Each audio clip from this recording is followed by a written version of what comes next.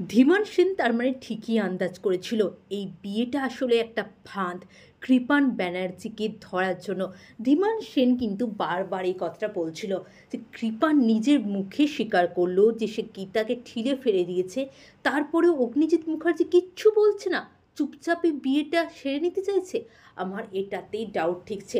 আর গীতা এলএলবির আজকের পর্ব আপনারা দেখলেই বুঝতে পারবেন যে সম্পূর্ণভাবে অগ্নিজিৎ মুখার্জির সাথে গীতার একটা লিঙ্ক আছে, কারণ ওই হলুদের বাটি চেঞ্জ করে দেওয়াতে কিন্তু অগ্নিজিৎ বাবুও ইশারা করলেন, তার মানে গীতার সাথে তার কোনো না কোনো লিঙ্ক আছেই।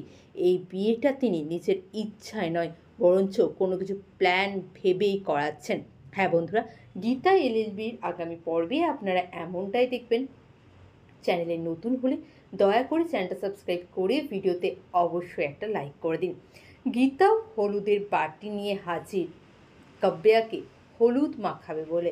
ব্যাস, গীতাকে দেখেই তো আবার পাকুলির মতন অবস্থা কাব্যার। অগ্নিজিৎ মুখার্জি, গীতা, স্বস্তিক সবাই জানে যে এটা আসলে একটা চাল, খুনিদেরকে ধরার জন্য চাল। যারা এত অপরাধ করে চলেছে তাদেরকে তো এবার একটা শাস্তি পেতে হবে। তাই কৃপান ব্যানার্জি আর কাব্যা ব্যানার্জি, তাদের দুজনকে ধরার জন্য অগ্নিজিৎ বাবুও কিন্তু গীতার সাথে আছে। গীতা অগ্নিজিৎ মুখার্জির সাথে দেখা পর্যন্ত করতে যাবে। আপনারা এমনটাই দেখবেন আগামী পর্বে। চ্যানেল নতুন হলে দয়া করে চ্যানেলটা সাবস্ক্রাইব করে ভিডিওতে অবশ্যই একটা লাইক করে দেবেন।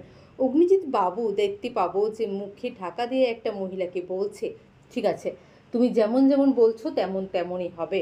এইভাবে চললেই আমরা আমাদের প্ল্যানটা সাকসেসফুলি এক্সিকিউট করতে পারবো। হ্যাঁ বন্ধুরা, অনেক ধন্যবাদ সকলকে ভিডিওটি দেখার জন্য।